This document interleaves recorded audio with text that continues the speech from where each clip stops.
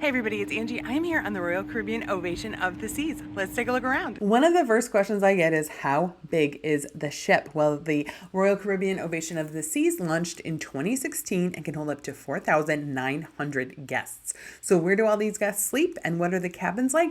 Let's take a look at a standard balcony cabin. So this is a standard balcony cabin on deck 6. It does have an obstructed view and I'll show you what that means. Heading inside, you can see the two beds are pushed together. You can also ask them to be made up separately with a little extra room in the middle.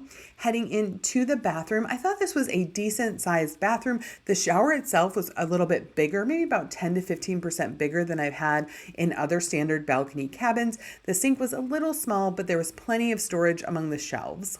In terms of clothing storage, they have these two freestanding closets. So this one could be long storage or like two short rods. There is an outlet next to the bed, which is great for people who need to bring a CPAP or like to have their phone charging right next to them. The TV was a good size. It had been updated. The phone was right next to the other side of the bed. And then this is the other storage. So it's a set of shelves, the safe, and two drawers. This wasn't a lot of storage if you're going on a long sailing, but for a short sailing, it was perfect.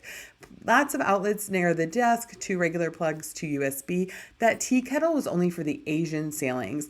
The mini bars here are locked, so you would need to special request a fridge for medical storage, or you can, for an extra charge, pre-order that to be filled. And then here is the balcony. So this is the size of a balcony you would get with a standard balcony. This just happened to be obstructed by the lifeboats.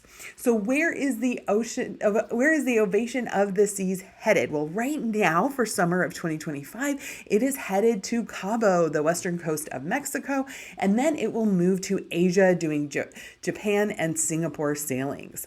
So what's available on board for adults to do? How are you going to keep busy? Well, one premium adults only area is the Solarium. This is a special area at the front of the ship with whirlpools and pools.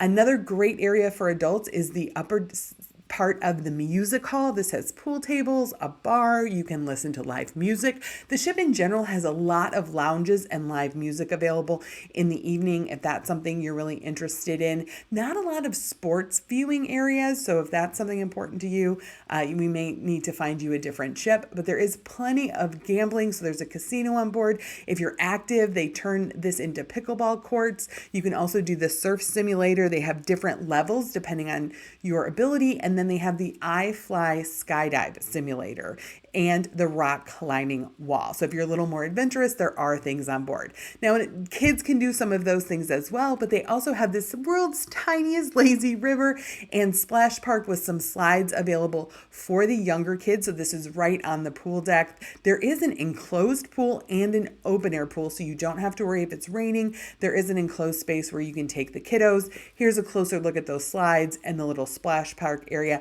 though they do need to be potty trained.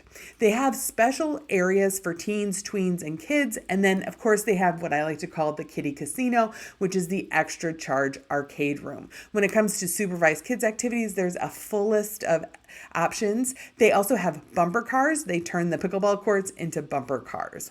Now, in terms of entertainment, now I previously mentioned that some of the bars and lounges have live music. They also have stage shows each evening with typical singing and dancing. They may bring on guest performers. Here's a view at the band that was in the music hall. The band was terrific. It played all types of party favorites. It was like being at the best wedding ever.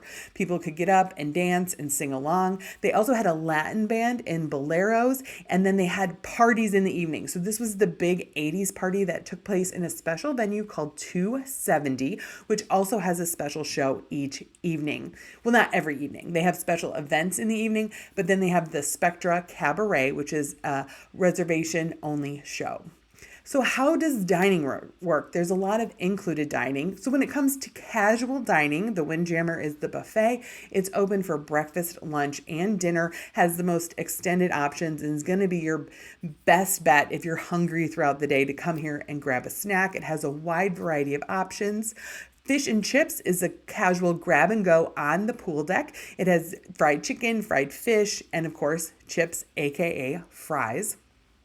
Sorrento's is the pizza joint. It has pizza running from midday to late in the evening. This is also where you can find some of the Coke machines. The Coke is an extra charge, but you can get a beverage package to have that available. But pizza is available till late night. So this is going to be your late night snack. The cafe at 270 is open throughout the day. This is a great spot if you want healthier options. There's a lot of things that are made to order, fresh fruit. You can customize things. For breakfast, they have breakfast sandwiches, the different types of oatmeal, yogurts, and of course they have different types of pastries. The included juices are orange, apple, and fruit punch. And then of course you get water, the included coffee, and hot tea, as well as decaf coffee. Solarium Bistro is another included option. This is kind of a mini buffet. It's open for breakfast, lunch, and dinner. It's way less crazy than the main buffet, so this is a good option if you want something a little bit quieter. It's not adults only, but a lot of people think it may be because it is attached to the Solarium, which is adults only. So you can see this is the breakfast spread. It has all of your breakfast favorites and then adds in some fruit. If you are up in the C-Plex enjoying some bumper cars, you can grab a hot dog. And then there's the main dining room. So there are 4 main dining rooms on board. They all have a different vibe. So Grand, Chic, Silk, and American Icon Grill. These are open for breakfast and dinner every day with lunch on C days. Each dining room kind of has its own vibe. So this is the American Grill, and then this is Silk. So they serve the same food, but they just kind of have a different vibe. Like I said, the menus will be posted outside the dining rooms, or you can find them on the app. Now, specialty extra charge dining is available. So Chops Grill, which is a steakhouse, Wonderland, which is avant-garde dining, and then Jamie's Italian. You're going to want to make reservations for these in advance. You can get a specialty dining package or pay by the person. The sushi restaurant is very good if you enjoy sushi. So let's go over some tips for your upcoming cruise. The first is if you are boarding in Los Angeles, it's very important to know that you will likely have to wait outside for part of the boarding process. So please be prepared for the weather. In the morning, if you're looking for a Starbucks coffee, Sorrento's has a Starbucks coffee.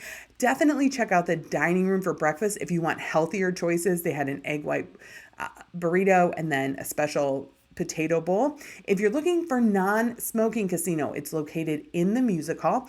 And then up at the upper deck of 270 has a great library. And my favorite hideaway spot is these chairs right above the inside pool bar. So that is the Ovation of the Seas. What did you think? Have you sailed her before? What are some of your tips for future sailors?